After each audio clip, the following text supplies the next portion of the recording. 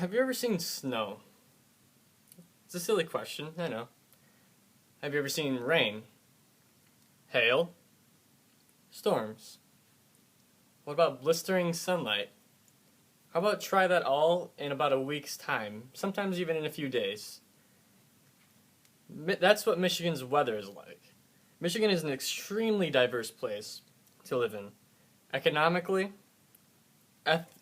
ethnically, and nationality based with the types of people that we have. Not to mention the locations and the variety of places you can go and do in Michigan, despite what a lot of people think of the town, the state. You must at least come visit Michigan to experience it. There are several things you need to do in order to be content. There are a plethora of different activities to do, to people to meet, and to things to see. So many locations. One of the oldest states in the United States.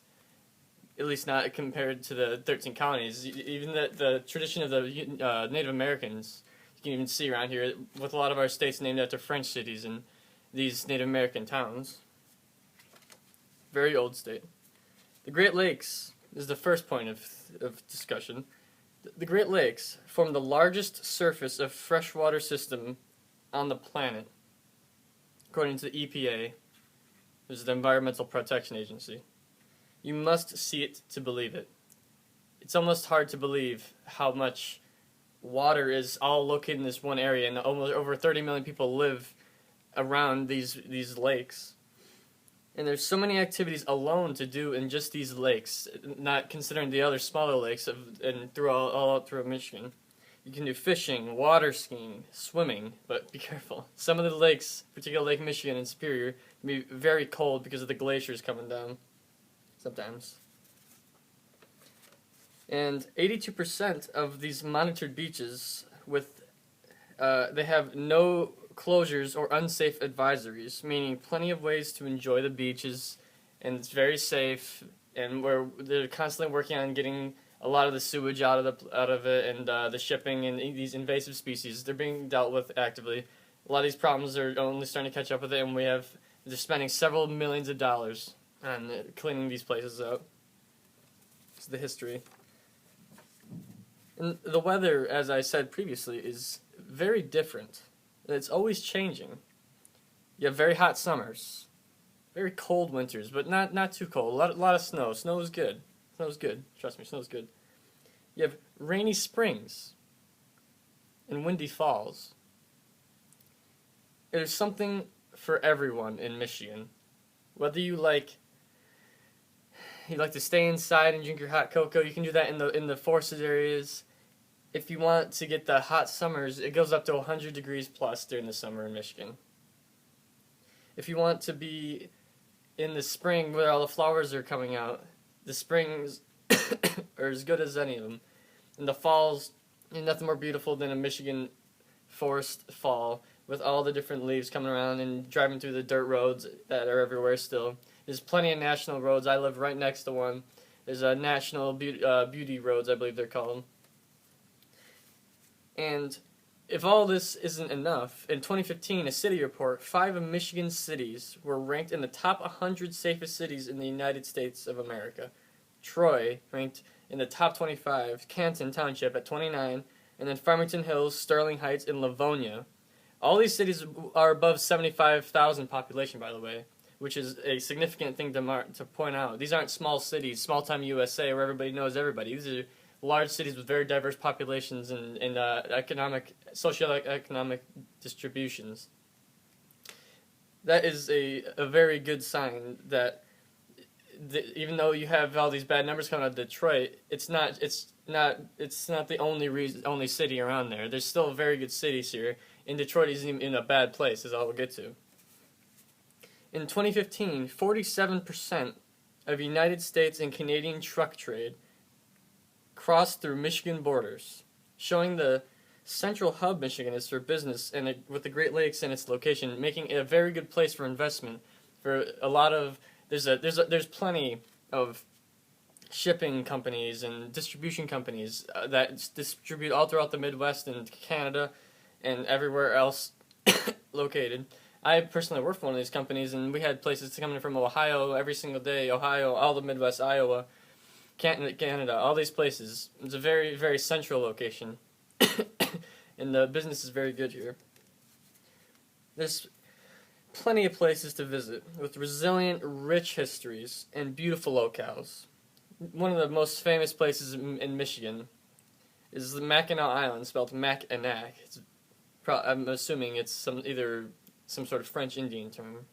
Apologies if I offended anybody. You have the carriage rides with the horse and the bike. You have no cars allowed, so you get to experience life in a earlier time with the Victorian aesthetic of the city. It's rich with the fudge that you can go and get there, and the simple living in this island place that you have to take a ferry to get there. It's a very, very enlightening experience that some place like this can exist when you have Detroit, the industrial powerhouse of the world, there. The Mackinac Island is definitely a very special place to visit. I visited there when I was a younger kid, and I can tell you that you need to see this. It's all kind of in its own little world. And even though Detroit's urban population is taking a while to come back, it's suffered very badly from the riots and the great exodus of most people out into the suburbs, which happened throughout the world in most places. Downtown Detroit is leading the way for the recovery of this area and Michigan as a whole. The Upper Peninsula itself is the crown. The Upper Peninsula is the crown jewel of the Midwest, maybe the United States of America. Honestly, the UP, as we lovingly call it, affectionately call it, has beautiful forests, much like Alaska. It's hot, and when it's in the summer, it's hot and it's beautiful, and it's the forest is in full bloom, and then there's so much wildlife, and everything is just very nice. But then it has the cold winters where it's like the classic snowy area. Is very high snow, very high, several feet of snow. If you love snow, you can visit old abandoned mines, shipwrecks, lighthouses, colonial forts, waterfalls, sand dunes. The Mackinac Bridge is very comparable, almost maybe bigger than the Golden Gate Bridge. Very historic there.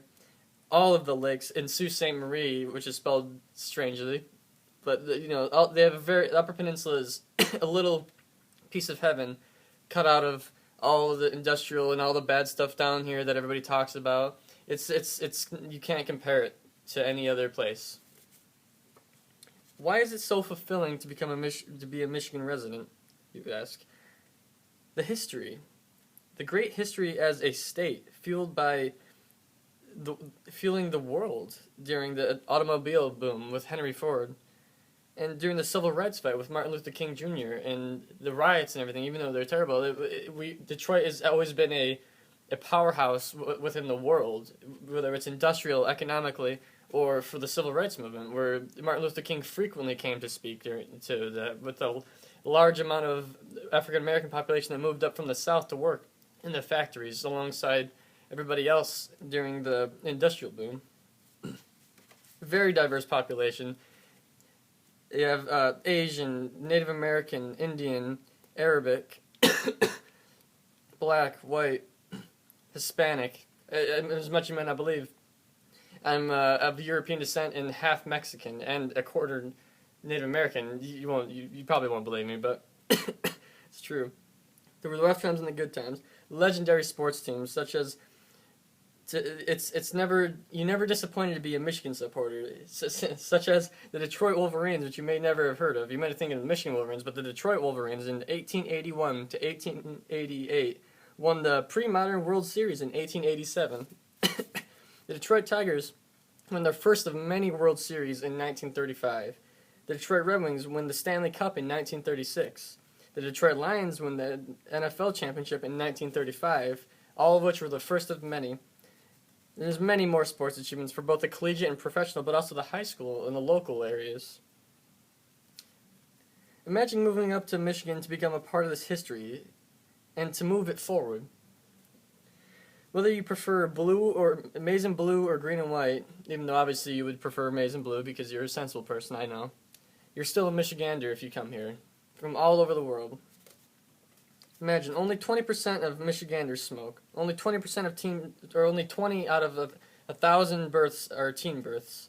Only 15% high school obesity, 30% for adults, 71% community college retention, 80% university first year retention rate, 60% 6-year graduation rate. These facts begin to speak for themselves to show how we all hold ourselves to a higher standard in Michigan. It's not the perfect state what the perfect state is, but you can only get so close. Come on up to the Great Lakes State and have a ball. Visit sometime. Just visit whenever. We're friendly. If you enjoy, consider moving up to some of our great cities. You're always welcome up here in the Michigan, in the Great Lakes states. Thank you very much for listening.